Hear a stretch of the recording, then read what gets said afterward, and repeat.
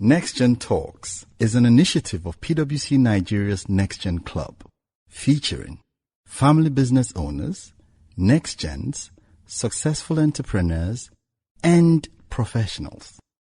NextGen Talks, shaping the African family business narrative. Welcome to episode 2 of NextGen Talks, an initiative of PwC Nigeria's NextGen Club. My name is Chinasa Ken Ugu, the host and the NextGen Club co-lead for PwC Nigeria. At PwC, we find that succession planning is a perennial problem for family businesses. We see this in every service cycle and at many of the family businesses we work with. And this, in large part, is because many family business leaders, about 4 to 6%, say they're reluctant to pass the baton to the next generation.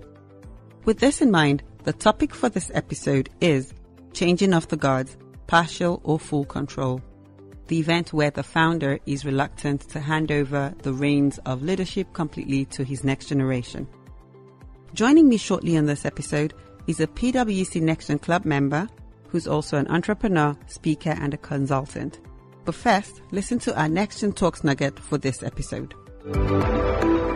NextGen Talk nugget on succession planning for today is: it is important to provide different family members who have varying levels of education, experience, and knowledge with needed understanding and insight about the family's business in order to build and maintain the trust required to sustain the company's long-term vision. Anani is an entrepreneur, speaker, and a consultant. She was rated as a top 100 family business consultant globally. She helps her clients bridge the gap between the senior and younger generations. As a result, they communicate, collaborate, and collectively gain clarity to increase profits and productivity in their family businesses.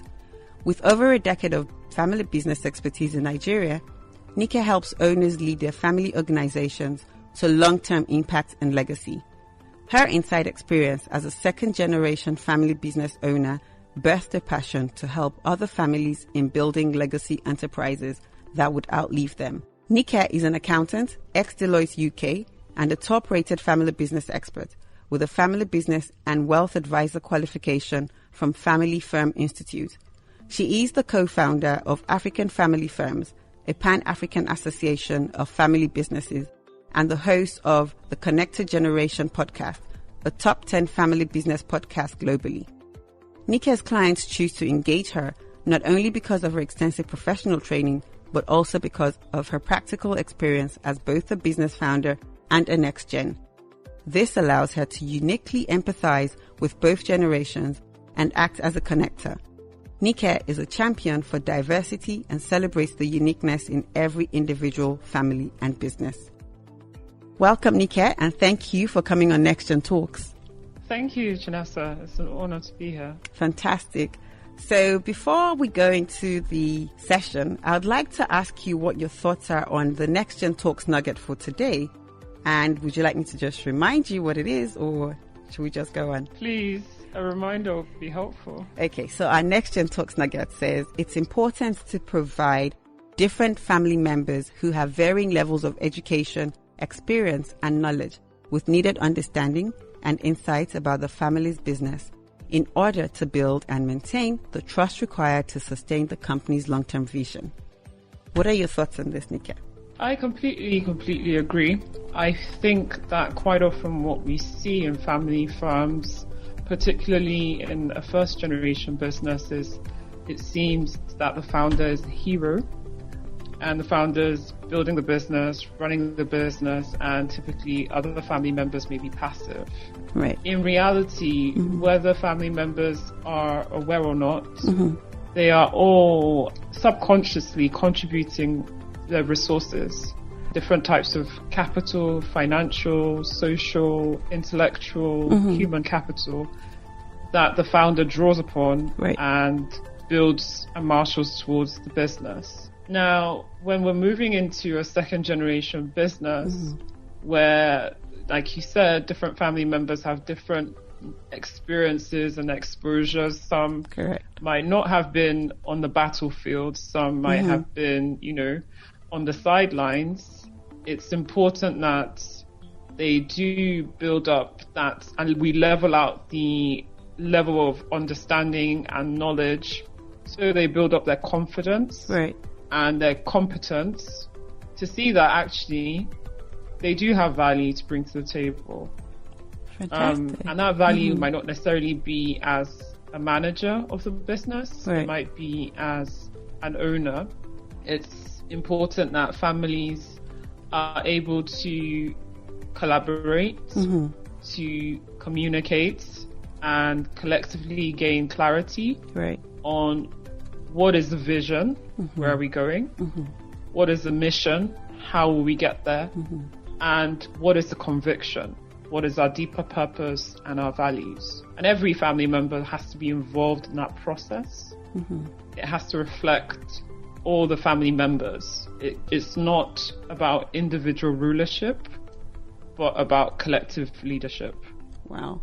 That's interesting. You see, I wasn't going to go into the questions, but I think that the questions just come up because I'm wondering how feasible or realistic is it to get everybody on the same page, given that, everybody's got varying interests, backgrounds. Just because we're family doesn't mean that we sort of share the same values, and doesn't that value system feed into the overarching vision and, as you call it, the purpose, right? So how realistic is it to get everybody to be on the same page? I think it's very realistic. It's based on what people's expectations are. Right. Now, it's important to understand that we will compromise, right? We all are members of institutions where we have shared purpose and shared values. Okay. And we were not necessarily builders of these institutions. We're members of social clubs, we're members of churches or mosques, we're members of even in corporate, right? When I worked in Deloitte, I didn't set the tone or the culture of the organization, but I did very much feel a part of that family. Right.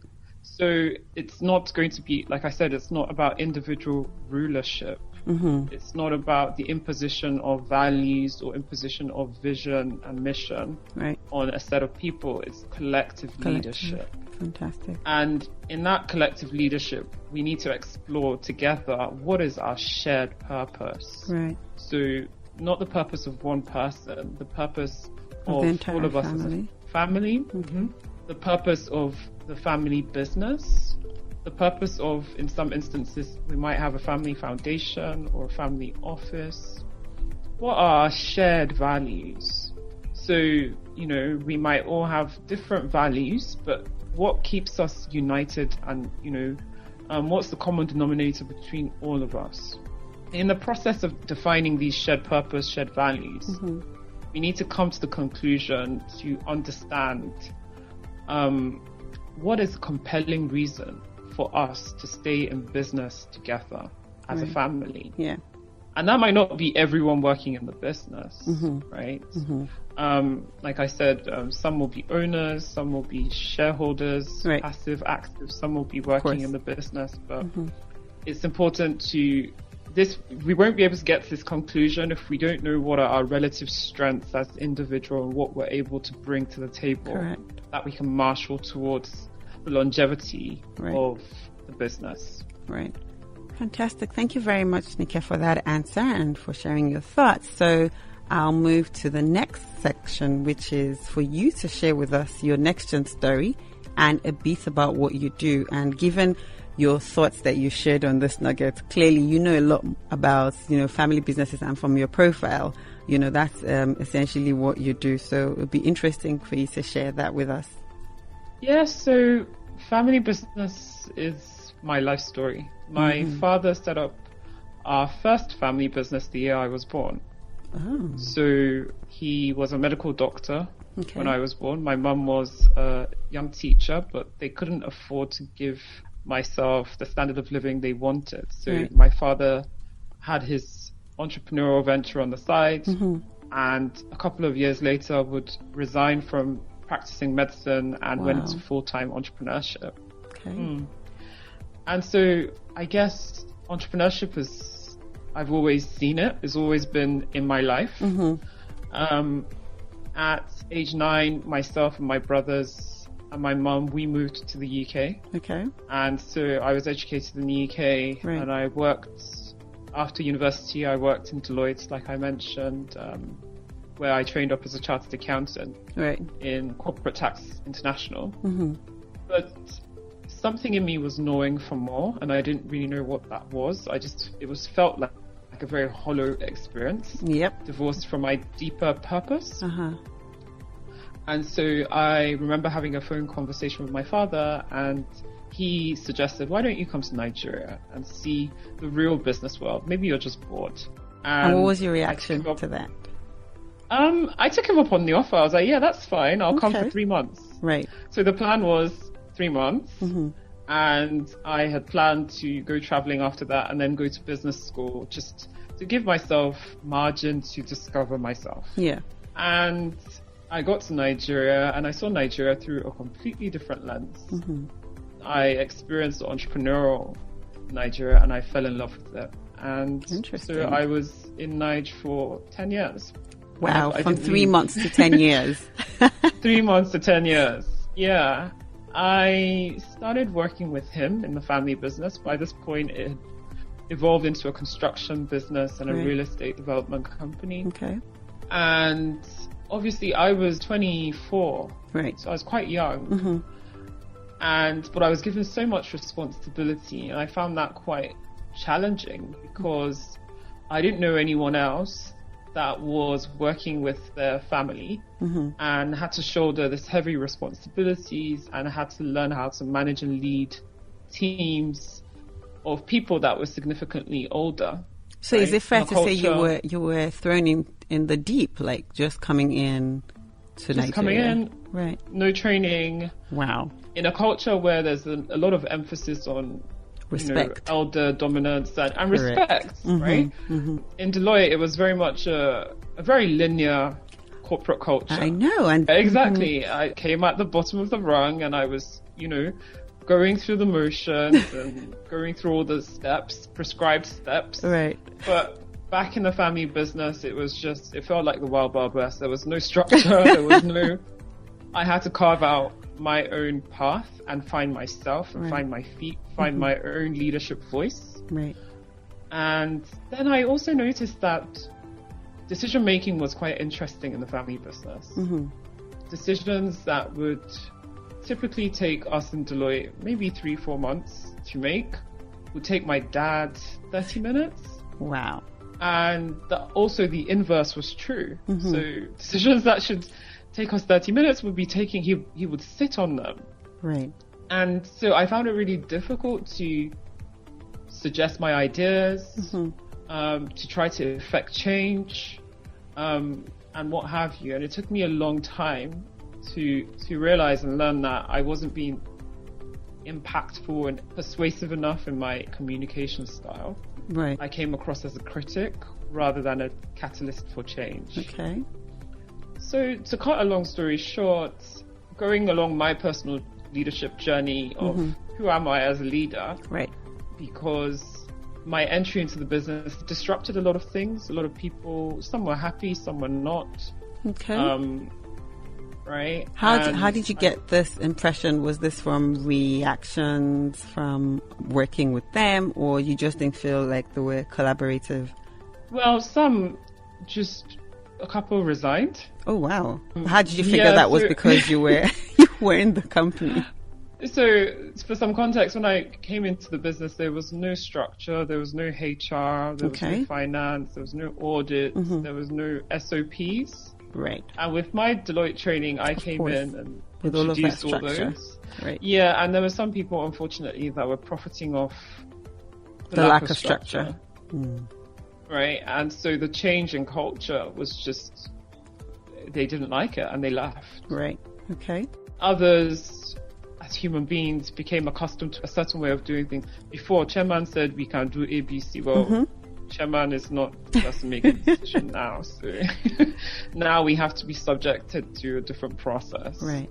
And human beings don't typically like change, and there had to be reorientation of staff. But others enjoyed the transition and found that they were empowered, which was quite exciting. And there was also entrance of new crop of staff as well. With a different The mindset. family business. Yeah, which was really exciting. So it was a season of a lot of learning in the deep end, like you kind of alluded to.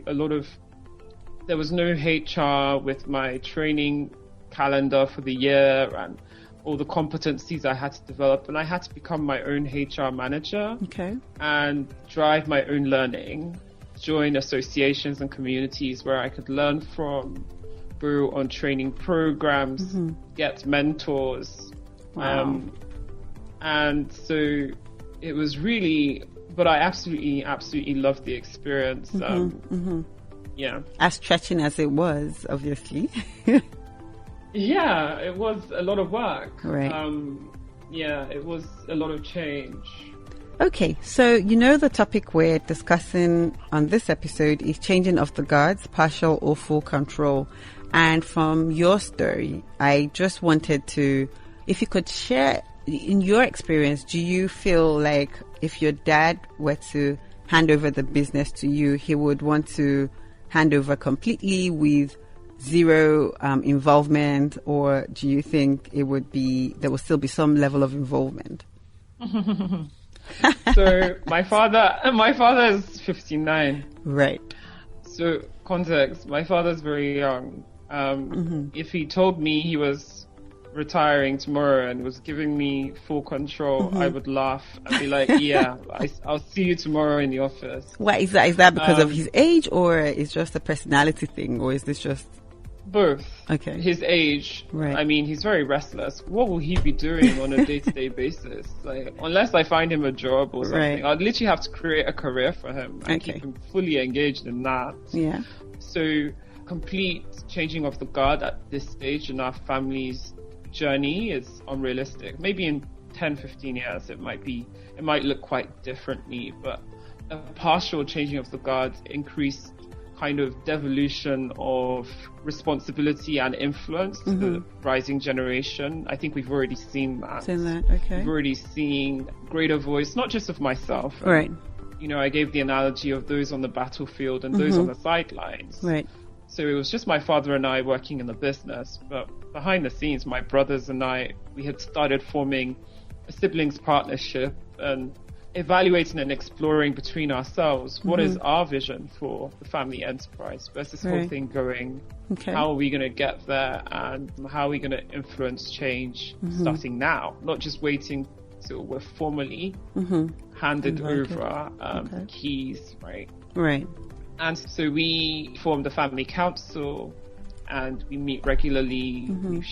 We've then had clarity of vision and mission and conviction to influence the family enterprise, both on the investing side as well as on the operating business side. Right. So was this done with your father involved in that process, or was this just the siblings? It started with just the siblings. Okay. We first had to gain clarity on who we are as siblings, as a siblings partnership, rather. Okay. I think a common issue we see in our side of the world, or to be honest, everywhere, is siblings have a lot of experience being siblings, Right. but not enough experience being partners. And that partnership usually is called to the test in moments of crisis. Okay. So usually the founder passes away and then suddenly we're scrambling around who's going to take over the business, who's going to sort out the assets, and they're forced to go into partnership then. Right. And they don't know how to. Moments of high stress, and they've not had experience on working together, collaborating together, communicating together, even understanding who they are and where they're heading together. There's very little cohesion. And ideally, you want to be forming that partnership and trying out that partnership during the lifetime of the founder, Yeah.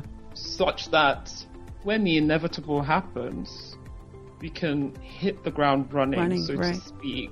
Obviously, it's still going to be bumpy because death is not linear.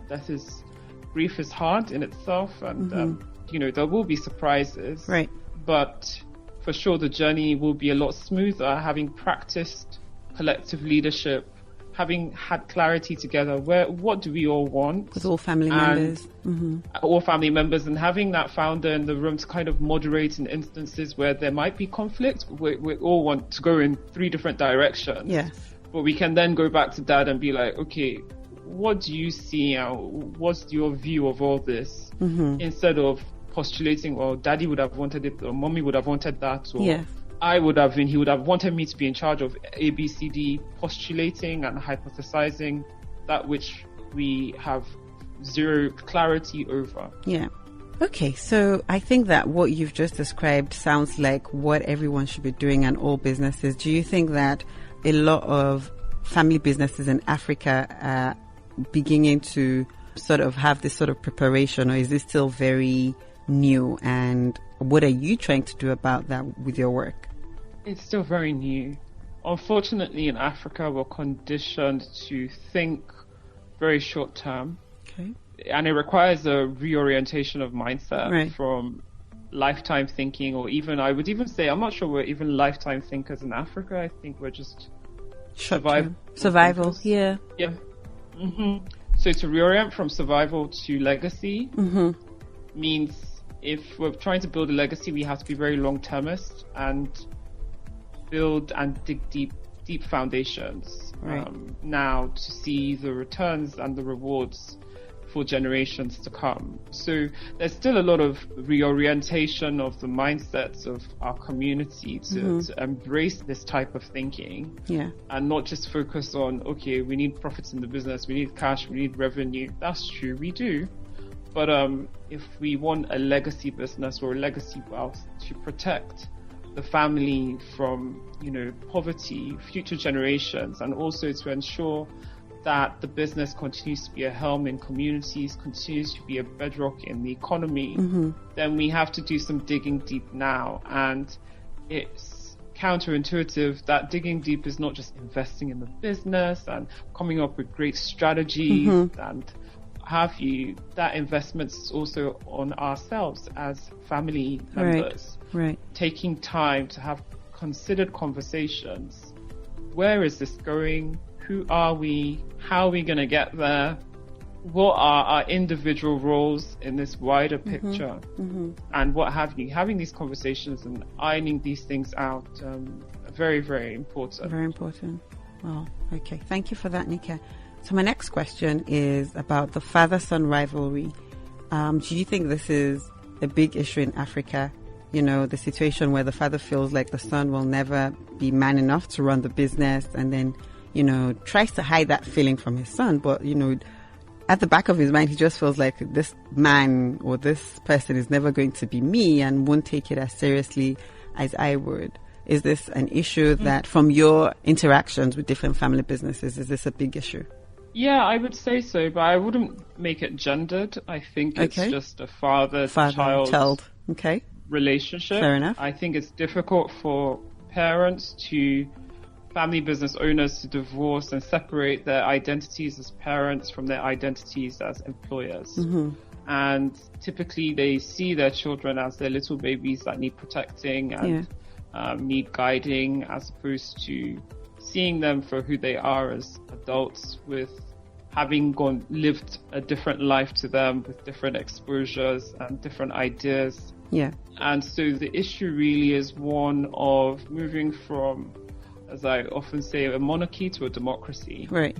Where we're able to encourage submission of ideas from a wider range of people, because the founders have typically been so used to being the custodian of all the ideas. Right. And now it's really leaning in, and your child might not have had the same life experience as you. They might have been educated abroad, or they might have worked in corporate, or they have a flair for technology. And it's the humility that's required to lean in and think, what can I learn from you? Right. And that humility goes both ways, by the way. It's not just a unilateral one. Correct. Right? So I think it's often very difficult for founders to divorce, like I said, their relationship as parents, where in our culture as parents, they have say, they can dictate to you what to do. Yes. Their age gives them a premium where they should be respected and you should not question. And that dynamic plays itself in the business. It does. Even where an employer-employee relationship need not be that way. True. It often is in our side of the world, but we can have an environment whereby we encourage, like I said, contribution from everyone. From everyone. And not just contribution. In fact, what we want is not just contribution of ideas and solutions, but also we want everyone to challenge the status quo. That's where innovation happens. But isn't that where the culture comes in the way, right? Gets in the way, because to challenge is to be seen as disrespectful, right? So you said that when you came in to introduce some of the changes, then people left. Like, how do you leave your source of livelihood because someone has come to make the business better? Do you see? So I mean, nothing good happens in the place of maintenance Absolutely. of the status quo. Of course. Nothing great will. And I think this notion that we can have it all, we can please everyone. Right. Those that are upholders of heritage, whatever that means. Yeah. And those that are pushing for the new and the novel is the fallacy. And I think it's important you for have us to stick to to one. I believe it's important to be congruent with who you are and be authentic with that. Right. Some people will be happy, some will not. That's fine. But what is important to you as an individual? What are your values? Yes. That is, I believe, is where the starting point is. Where are we going?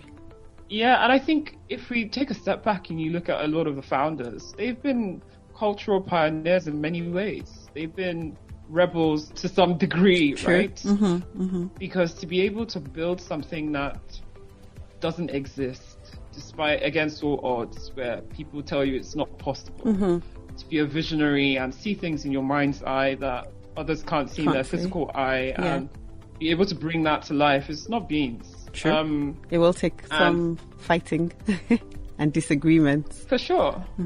Yeah, and so this notion that, change comes with ease, or building comes with ease, or legacy comes with ease, we must dispel that. Right. The truth of the matter is what we're placing our eyes on and what we're working towards is far bigger than these costs, so to speak, along the journey. Absolutely. So I believe that a lot of family business owners and leaders will find themselves as cultural pioneers, going to places that others have not, doing things in ways that others have not. But I believe that it's in these places that we will unlock innovation and so much creativity. Yeah. Wow. Thank you for that, Nika. So we're going to have just one more question before we end this episode. And it's just sort of looking at the possible solutions to this issue we have on the continent, and I guess maybe globally, and you can tell me if it's a global issue. I believe it is. What's the best way to address, this issue of changing of the guard, where the founder is reluctant to hand over the reins completely? How can we actually fix this issue? I think firstly is to understand the perspective of the founder. Okay. Developing and operating from a place of empathy. Who's operating from a place of empathy now? The founder, or? If you're the next generation or non-family staff, it's important to understand the perspective of the founder and operate from a place of empathy. Okay. There's lots of metaphors and analogies that say a business is like a baby to the founder. Correct. And there have been scientific studies that show that actually when founders think of their businesses, the same areas of their brain that are activated when they think of their babies. Yes. The actual physical babies they light up as well. There's even one that says a mistress as well. A baby or mistress. So there's a deep emotional bond with the business. And to suggest separation from that business can feel very distressing for the founder, who is then also grappling with fear of their mortality. Because retirement is really a signpost for you're entering into the latter phase of your life. Correct. And also it represents the loss of their identity. Their identity's been wrapped up in building this business. Their loss of significance. And in fact, founders are often dealing with a lot of anticipatory grief. So the manner in which we're handling someone that's dealing with trauma, we have to be extremely delicate in that. Right. And not preach at that person, Okay. but speak to the person in empathy. Right. And to bring about the desired change that we want. That's what I would say. And to be able to deeply understand the perspective of the founder, it's important to listen. It seems very simple. Listen. Exactly. I was just gonna observe.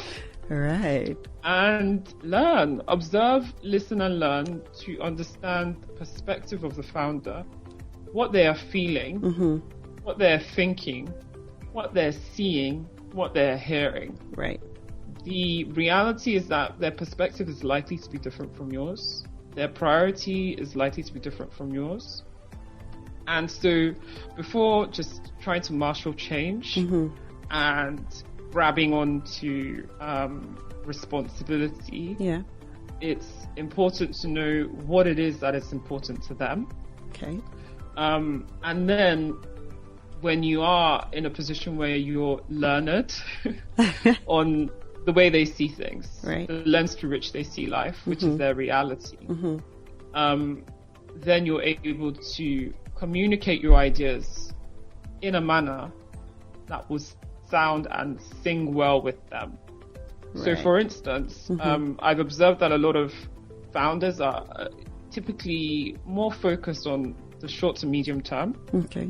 And NextGens typically are more focused on the long term. And so for founders, typically they want to see more revenue, more cash flow, higher productivity.